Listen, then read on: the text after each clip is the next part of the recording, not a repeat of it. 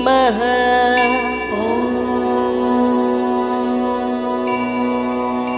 ॐ श्री लक्ष्मीदेव्यै नमः।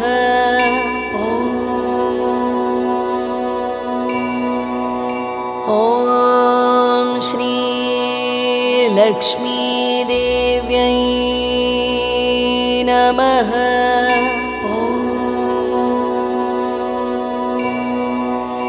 ॐ श्री लक्ष्मीदेव्यै नमः।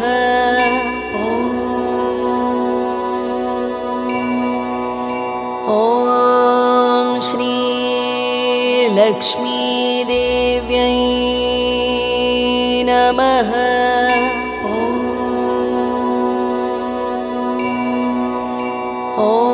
ॐ श्री लक्ष्मीदेव्यै नमः।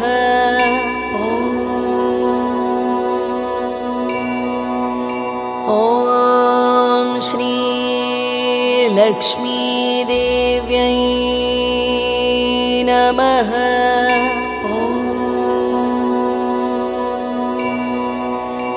ॐ श्री लक्ष्मीदेव्यै नमः।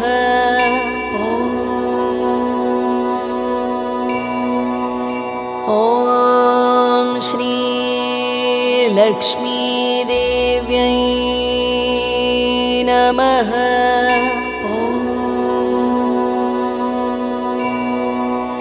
ॐ श्री लक्ष्मीदेव्यै नमः।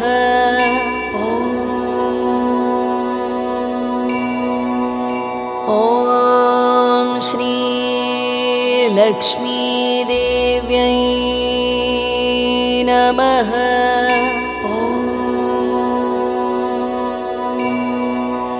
ॐ श्री लक्ष्मीदेव्यै नमः।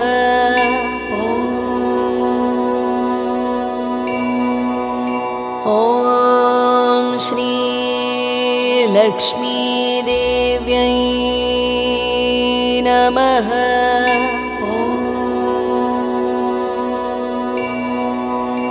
ॐ श्री लक्ष्मीदेव्यै नमः।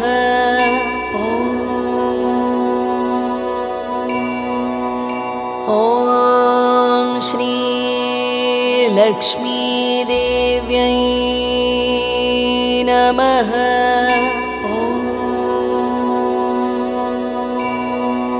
ॐ श्री लक्ष्मीदेव्यै नमः।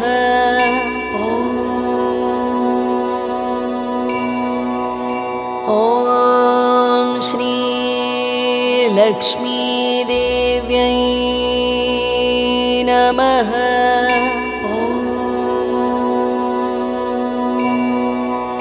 ॐ श्री लक्ष्मीदेव्यै नमः।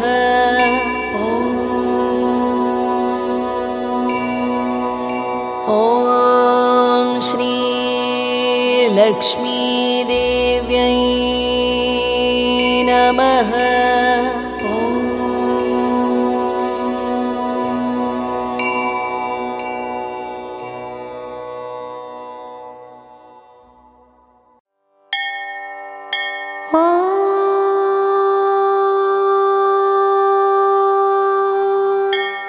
श्रीलक्ष्मी सहस्रनामस्तोत्रम् नाम्नां साष्टसहस्रं च ब्रूहि गार्ग्यमहामते। महालक्ष्म्या महादेव्याः भुक्तिमुक्त्यर्थसिद्धये। गार्ग्य उवाच सनत्कुमारमासीनं द्वादशादित्यसन्निभम् अपृच्छन् योगिनो भक्त्या योगिनामर्थसिद्धये।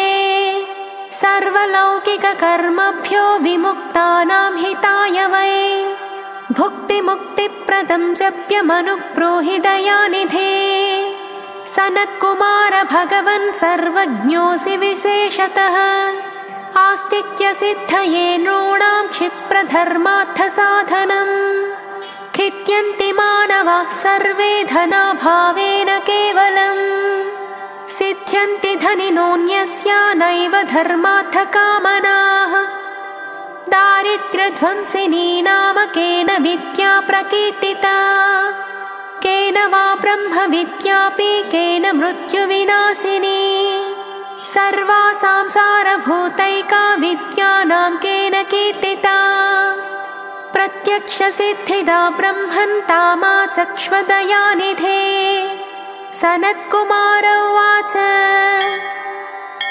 साधु पृष्टं महाभागा सर्वलोकहितैषिणः महतामेष धर्मश्च नान्येषामिति मे मतिः ब्रह्मविष्णुमहादेव महेन्द्रादिमहात्मभिः सम्प्रोक्तं कथयाम्यद्य लक्ष्मीनाम सहस्रकम् यस्योच्चारणमात्रेण दारिद्र्यान्मुच्यते नरः किं पुनस्तज्जपाचापि सर्वेष्टार्थानवाप्नुयात् अस्य श्रीलक्ष्मीदेव्यसहस्रनामस्तोत्रमहामन्त्रस्य आनन्दकर्तमचिक्लीतेन्दिरासुतादयो महात्मनो महर्षयः अनुष्टुप्छन्दः विष्णुमायाशक्तिः महालक्ष्मीः परा देवता श्रीमहालक्ष्मी प्रसादद्वारा सर्वेष्टार्थसिद्ध्यर्थे जपे विनियोगः ध्यानम् पद्मनाभप्रियां देवीं पद्माक्षीं पद्मवासिनीं पद्मवक्त्रां पद्महस्तां वन्दे पद्मामहर्निशम् पूर्णेन्दुवदनां दिव्यरत्नाभरणभूषितां वरदाभयहस्ताढ्यां ध्यायेच्चन्द्रसहोदरीम् इच्छारूपां भगवतः सच्चिदानन्दरूपिणीं सर्वज्ञां सर्वजननीं विष्णुवक्षस्थलालयां दयाळुमनिशं ध्यायेत् सुखसिद्धिस्वरूपिणीम् स्तोत्रम् ॐ नित्यागतानन्तनित्यानन्दिनी जनरञ्जनी नित्यप्रकाशिनी चैव स्वप्रकाशस्वरूपिणी महालक्ष्मी महाकाली महाकन्या सरस्वती भोगवैभवसंधात्री भक्तानुग्रहकारिणी ईशावास्या महामाया महादेवी महेश्वरी हृल्लेखा परमाशक्तिर्मातृका बीजरूपिणी नित्यानन्दा नित्यबोधानादिनी जनमोदिनी सत्यप्रत्ययनी चैव स्वप्रकाशात्मरूपिणी त्रिपुरा भैरवी विद्या हंसा वागीश्वरी शिवा वाग्देवी च महारात्रिः कालरात्रिस्त्रिलोचना भद्रकाली कराळी च महाकाली तिलोत्तमा काली कराळवक्त्रान्ता कामाक्षी कामदा शुभा चण्डिका चण्डरूपेशा चामुण्डा चक्रधारिणी त्रैलोक्यजयिनी देवी त्रैलोक्यविजयोत्तमा सिद्धलक्ष्मीः क्रियालक्ष्मीर्मोक्षलक्ष्मीः प्रसादिनी उमा भगवती दुर्गा चान्द्री दाक्षायणी शिवा प्रत्यङ्गिराधरा वेला लोकमाता हरिप्रिया पार्वती परमादेवी ब्रह्मविद्याप्रदायिनी अरूपा बहुरूपा च विरूपा विश्वरूपिणी पञ्चभूतात्मिका वाणी पञ्चभूतात्मिका परा काली मा पञ्चिका वाग्मी हविः प्रत्यधिदेवता देवमाता सुरेशाना देवगर्भाम्बिका धृतिः संख्या जातिः क्रियाशक्तिः प्रकृतिर्मोहिनी मही यज्ञविद्या महाविद्या गुह्यविद्या विभावरी ज्योतिष्मती महामाता सर्वमन्त्रफलप्रदा दारिद्र्यध्वंसिनी देवी हृदयग्रन्थिभेदिनी सहस्रादित्यसंकासा चन्द्रिका चन्द्ररूपिणी गायत्री सोमसम्भूतिः सावित्री प्रणवात्मिका शाङ्करी वैष्णवी ब्राह्मी सर्वदेवनमस्कृता सेव्य दुर्गा कुबेराक्षी करवीरनिवासिनी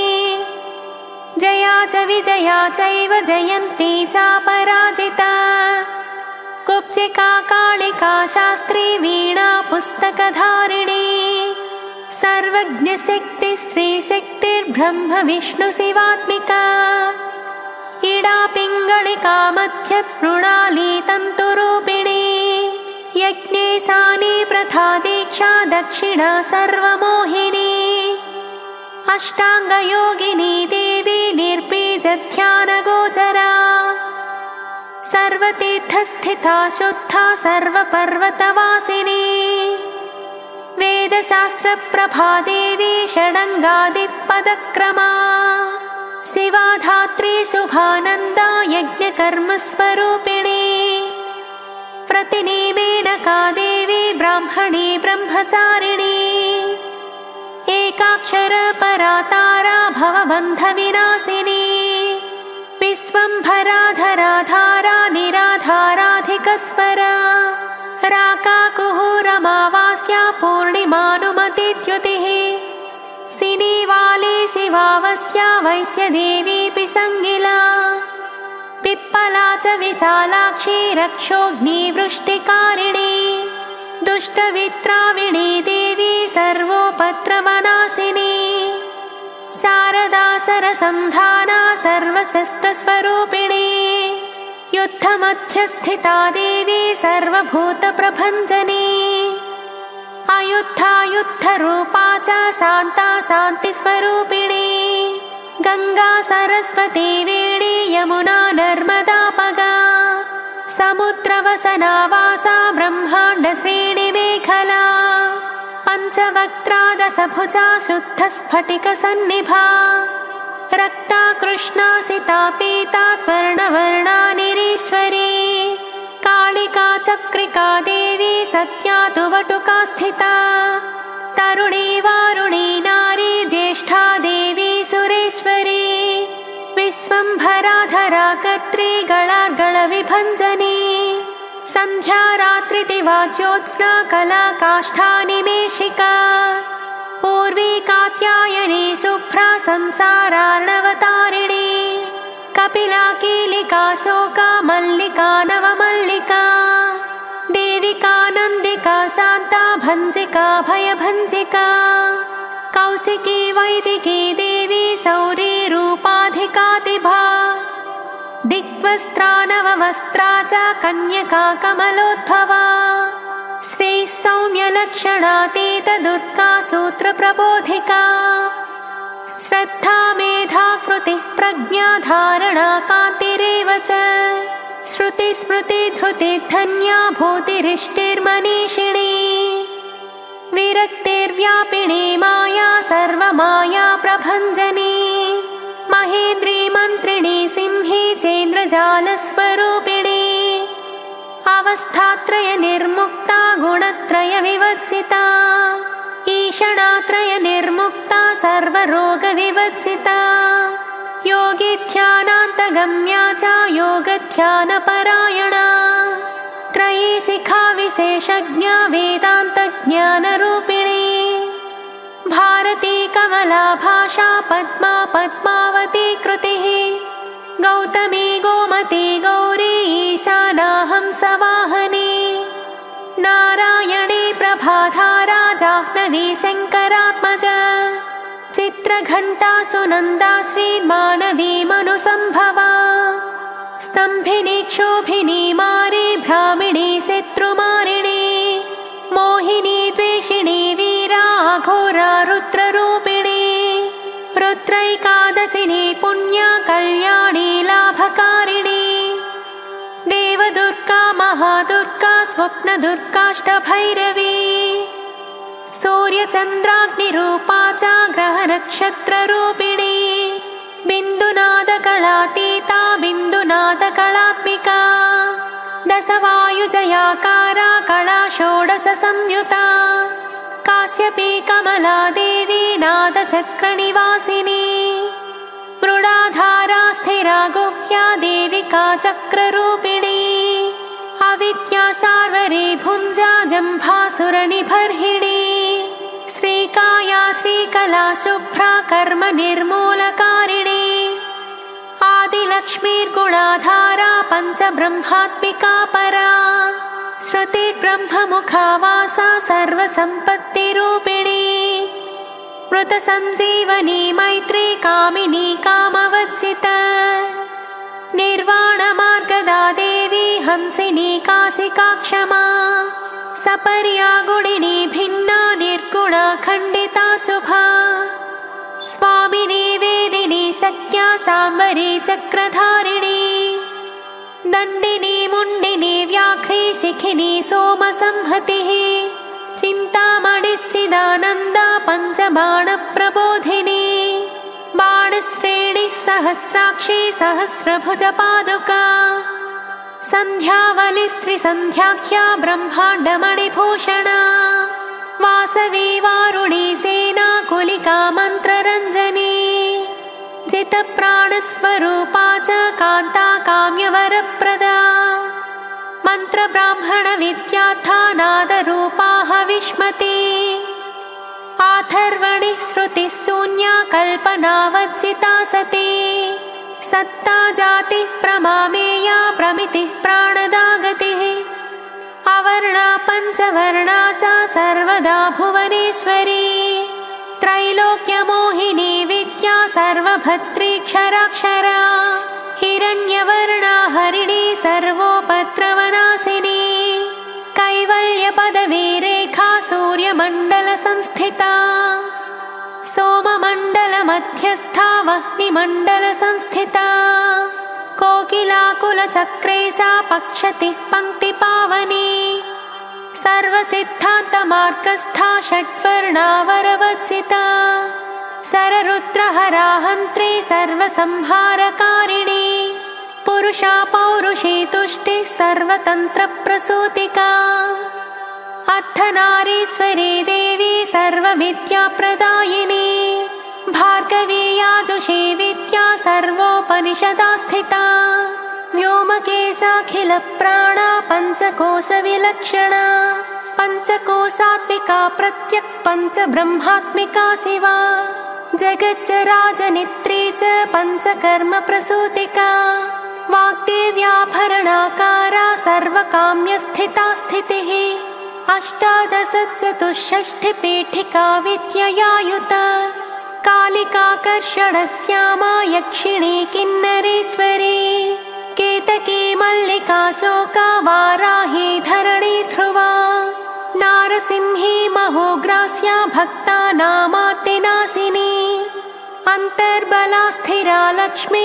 जरामरणनाशिनी श्रीरञ्जिता महाकाया सोमसूर्याग्निलोचना अदितिर्देवमाता च अष्टपुत्राष्टयोगिनी अष्टप्रकृतिरष्टाष्टा विभ्राजद्विकृताकृतिः दुर्भिक्षध्वंसिनी देवी सीता सत्या च रुक्मिणी ख्यातिजा भार्गवी देवी देवयोनिस्तपस्विनी शाकम्भरी महाशोणा गरुडोपरि संस्थिता सिंहगा व्याघ्रगा देवी वायुगा च महाद्रिगा अकारादिक्षकारान्ता सर्वविद्याधिदेवता मन्त्रव्याख्याननिपुणा ज्योतिः शास्त्रैकलोचना इडा पिङ्गलिका मध्या सुषुम्ना ग्रन्थिभेदिनी कालचक्राश्रयोपेता कालचक्रस्वरूपिणी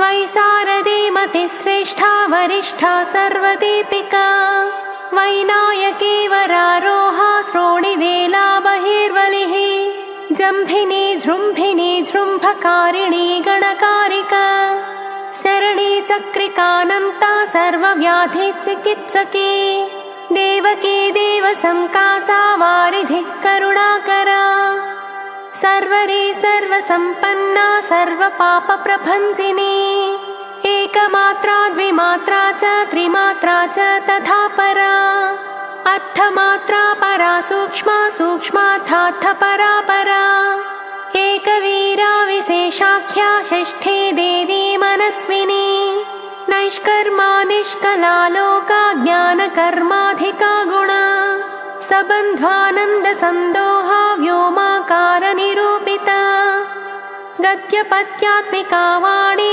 सर्वालङ्कारसंयुता साधुबन्धपदन्यासा सर्वौको घटिकावलिः षट्कर्मा कर्कशाकारा सर्वकर्मविवर्जिता आदित्यवर्णा चापर्णा कामिनी वररूपिणी ब्रह्माणी ब्रह्मसंताना वेदवागीश्वरी शिवा पुराणन्यायमीमांसा धर्मशास्त्रागमश्रुता सत्यो वेदवती सर्वा हंसी विद्याधिदेवता विश्वेश्वरी जगद्धात्री विश्वनिर्माणकारिणी वैदिकी वेदरूपा च कालिका कालरूपिणी नारायणी महादेवी सर्वतत्त्वप्रवर्तिनी हिरण्यवर्णरूपा च हिरण्यपदसम्भवा कैवल्यपदवी पुण्या कैवल्यज्ञानलक्षिता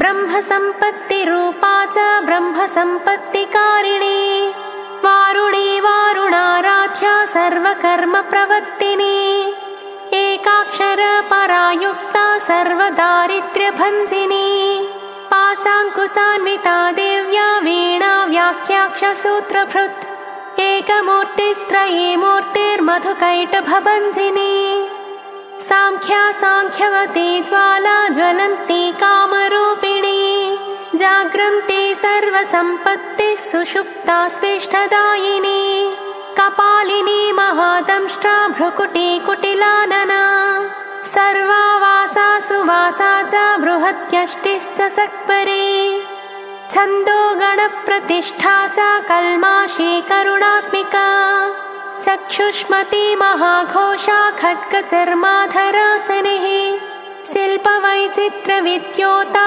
सर्वतो भद्रवासिनी अचिन्त्यलक्षणाकारा सूत्रभाष्यनिबन्धना सर्ववेदार्थसम्पत्तिः सर्वशास्त्रार्थमातृका अकारादिक्षकारान्त सर्ववर्णकृतस्थला सर्वलक्ष्मीः सदानन्दा सारविद्या सदाशिवा सर्वज्ञा सर्वशक्तिश्च खेचरी रूपगोचरिता अणिमादिगुणोपेता पराकाष्ठा परागतिः हंसयुक्तविमानस्था हंसारूढा शशिप्रभा भवानी वासनाशक्तिराकृतिस्थाखिलाखिला तन्त्रहेतुर्विचित्राङ्गी व्योमगङ्गा विनोदिनी वर्षा च वार्षिका चैव ऋग्यजुस्सामरूपिणी महानदी नदी पुण्या गण्यपुण्यगुणक्रिया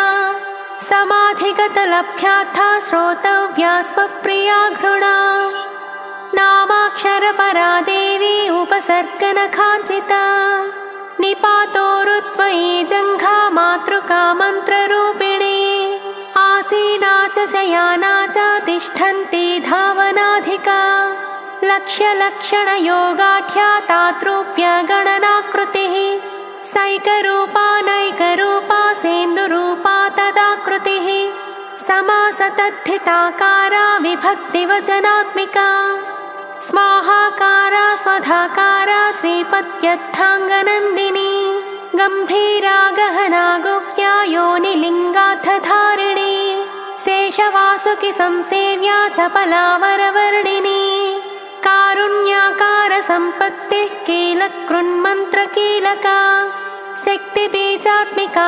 सर्वमन्त्रेष्टाक्षयकामना आग्नेयी पार्थिवा आप्या वायव्या व्योमकेतना सत्यज्ञानात्मिकानन्दा ब्राह्मी ब्रह्मसनातनी अविद्यावासना माया प्रकृतिः सर्वमोहिनी शक्तिर्धारणशक्तिश्च चिदचिच्छक्तियोगिनी वक्त्रारुणा महामाया मरीचिर्मदमर्दिनी विराट् स्वाहा स्वधा शुद्धा निरुपास्ति सुभक्तिका निरूपिताद्वयी विद्या नित्या नित्यस्वरूपिणी वैराजमार्गसंचारा सर्वसप्तथदर्शिनी जालंधरी मृडानी च भवानी भवभञ्जनी त्रैकालिकज्ञानतन्तुस्त्रिकालज्ञानदायिनी नादातीता स्मृतिः प्रज्ञा धात्री रूपा त्रिपुष्करा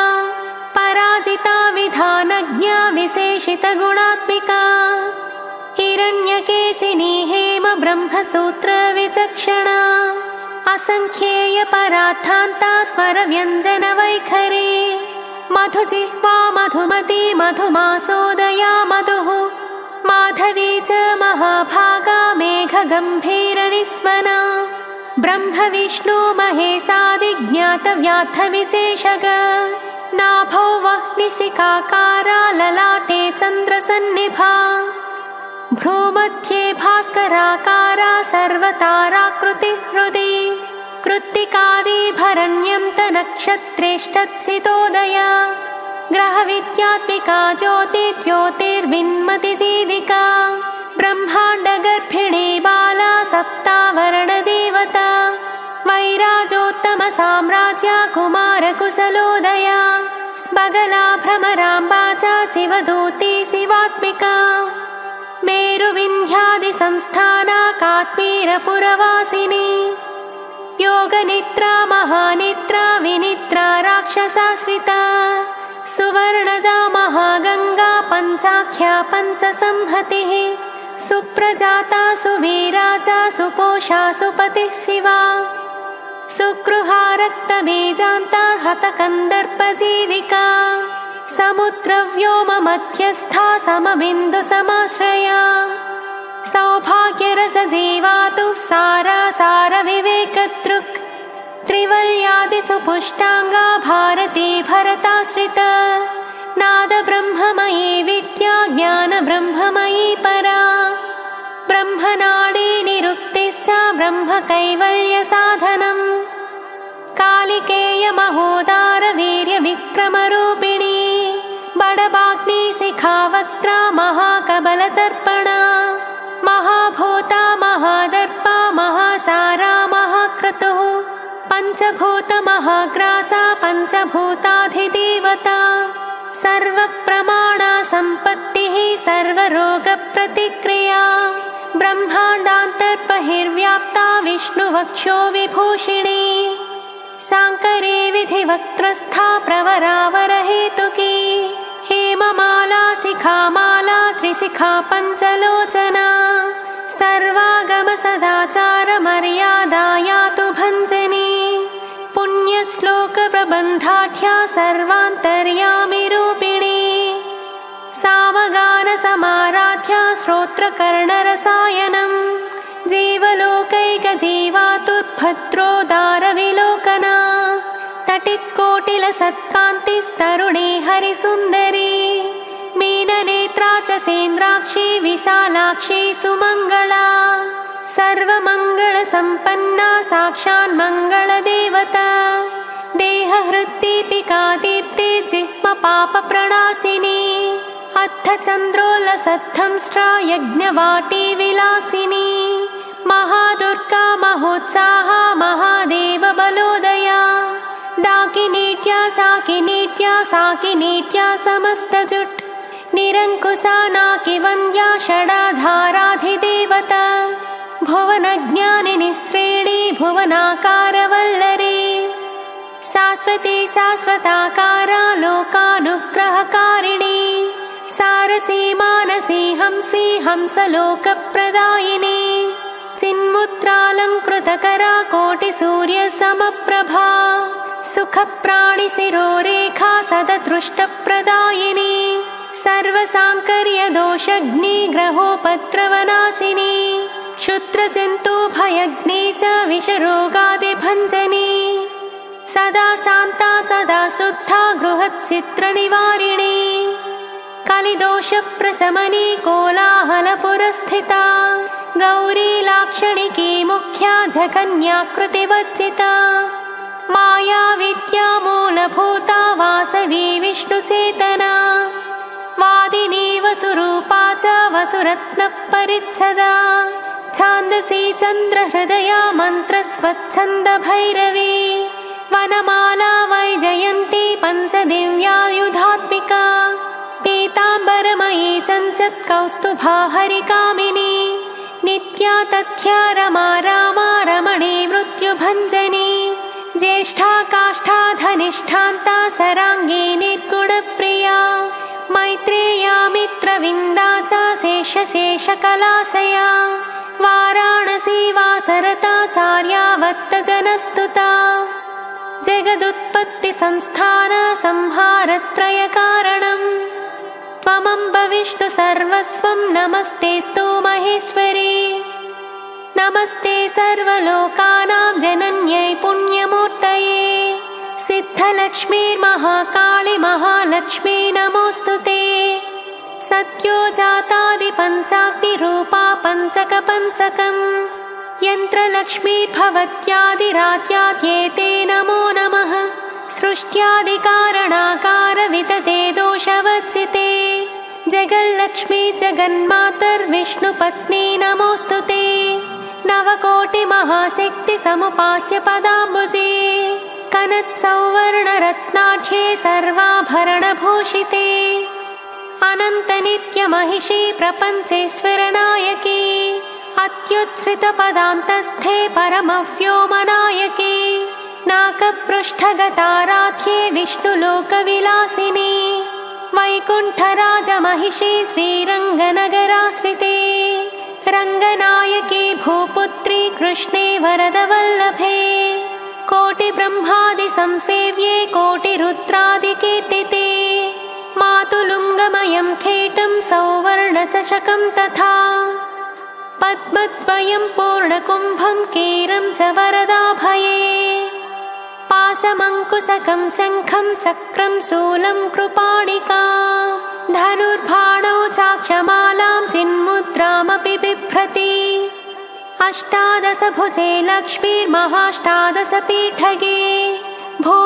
भूमिनीलादिसंसेव्ये स्वामि चित्तानुवर्तिनी पद्मे पद्मालये पद्मे पूर्णकुम्भाभिषेचिते इन्दिरेन्दीवराभाक्षी क्षीरसागरकन्यके भार्गवी त्वं स्वतन्त्रेच्छा वशीकृतजगत्पतिः मङ्गलं मङ्गलानां त्वं देवतानां च देवता त्वमुत्तमोत्तमानां च त्वं श्रेयः परमामृतम् धनधान्याभिवृद्धिश्च सार्वभौमः सुखोच्छ्रया आन्दोलिकादिसौभाग्यं मत्ते भाति महोदयः पुत्रपौत्राभिवृद्धिश्च विद्याभोगबलादिकम् आयुरारोग्यसम्पत्तिरष्टैश्वर्यं त्वमेव हि परमेशविभूतिश्च सूक्ष्मात् सूक्ष्मतरा गतिः सदयापाङ्गसन्दत्तब्रह्मेन्द्रादिपदस्थितिः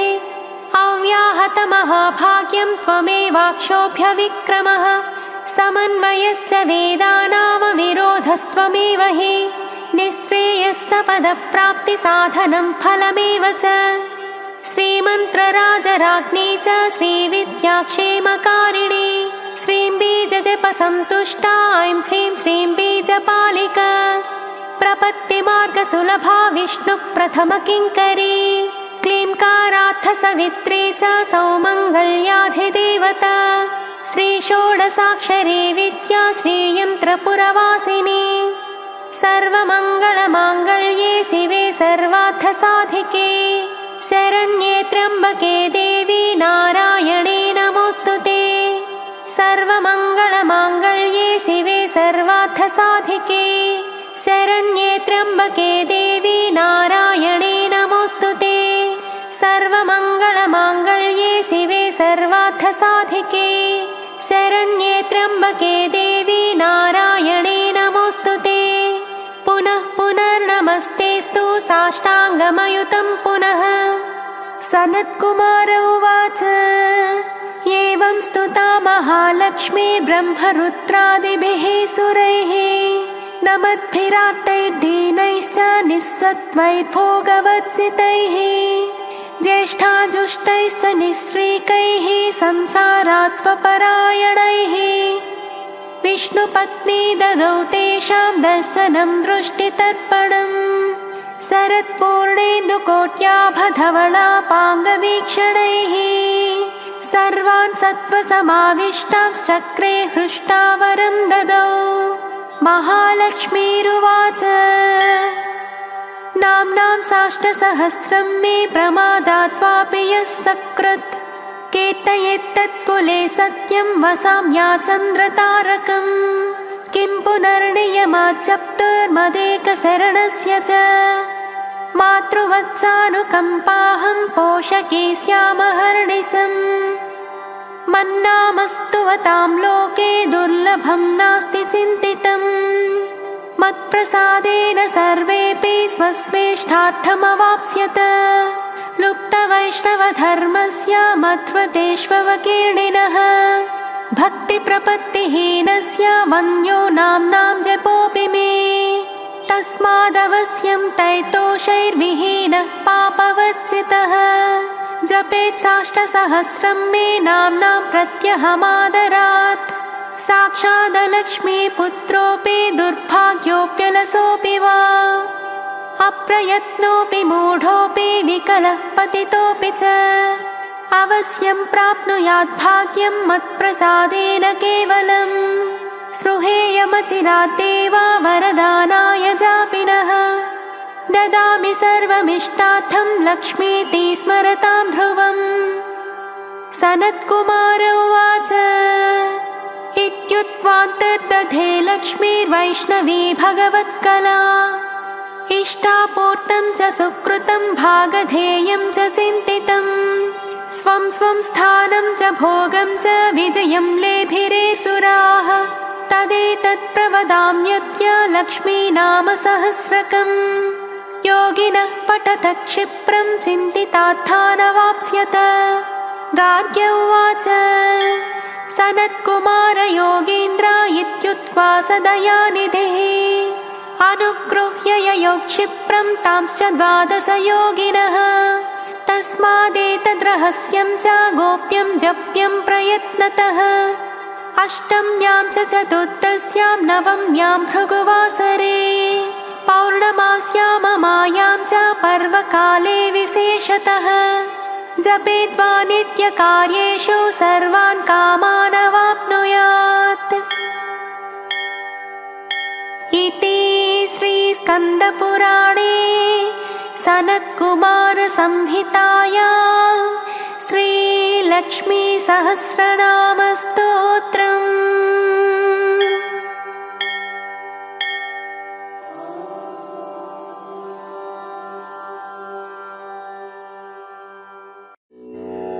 ॐ प्रकृत्यै नमः। ॐ विकृत्यै नमः। ॐ विद्यायै नमः। ॐ सर्वभूतहितप्रदायै नमः। ॐ श्रद्धायै नमः। ॐ विभूत्यै नमः। ॐ सुरभ्यै नमः। ॐ परमात्मिकायै नमः। ॐ वाचे नमः। ॐ पद्मालयायै नमः। ॐ पद्मायै नमः। ॐ शुचये नमः। ॐ स्वाहायै नमः। ॐ स्वधायै नमः। ॐ सुधायै नमः। ॐ धन्यायै नमः। ॐ हिरण्मयै नमः। ॐ लक्ष्म्यै नमः। ॐ नित्यपुष्टायै नमः। ॐ विभावर्यै नमः। ॐ आदित्यै नमः। ॐ दित्यै नमः। ॐ दीप्त्यायै नमः। ॐ वसुधायै नमः। ॐ वसुधारिण्यै नमः। ॐ कमलायै नमः। ॐ कान्तायै नमः। ॐ क्षमायै नमः। ॐ क्षीरोदसम्भवायै नमः। ॐ अनुग्रहपरायै नमः। ॐ बुद्धये नमः। ॐ अनघायै नमः। ॐ हरिवल्लभायै नमः। ॐ अशोकायै नमः। ॐ अमृतायै नमः। ॐ दीप्तायै नमः। ॐ लोकशोकविनाशिन्यै नमः। ॐ धर्मनिलयायै नमः। ॐ करुणायै नमः। ॐ लोकमात्रे नमः। ॐ पद्मप्रियायै नमः। ॐ पद्महस्तायै नमः। ॐ पद्माक्ष्यै नमः। ॐ पद्मसुन्दर्यै नमः। ॐ पद्मोद्भवायै नमः। ॐ पद्ममुख्यै नमः। ॐ पद्मनाभप्रियायै नमः। ॐ रमायै नमः। ॐ पद्ममालाधरायै नमः। ॐ देव्यै नमः। ॐ पद्मिन्यै नमः। ॐ पद्मगन्धिन्यै नमः। ॐ पुण्यगन्धायै नमः। ॐ सुप्रसन्नायै नमः। ॐ प्रसादाभिमुख्यै नमः। ॐ प्रभायै नमः। ॐ चन्द्रवदनायै नमः। ॐ चन्द्रायै नमः। ॐ चन्द्रसहोदर्यै नमः। ॐ चतुर्भुजायै नमः। ॐ चन्द्ररूपायै नमः। ॐ इन्दिरायै नमः। ॐ इन्दुशीतलायै नमः। ॐ आह्लादजनन्यै नमः। ॐ पुष्ट्यै नमः। ॐ शिवायै नमः। ॐ शिवकर्त्यै नमः। ॐ सत्यै नमः। ॐ विमलायै नमः। ॐ विश्वजनन्यै नमः। ॐ तुष्ट्यै नमः। ॐ दारिद्र्यनाशिन्यै नमः।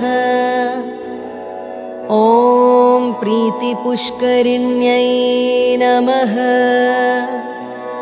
ॐ शान्तायै नमः। ॐ शुक्लमाल्याम्बरायै नमः। ॐ श्रियै नमः। ॐ भास्कर्यै नमः। ॐ बिल्वनिलयायै नमः। ॐ वरारोहायै नमः। ॐ यशस्विन्यै नमः। ॐ वसुन्धरायै नमः।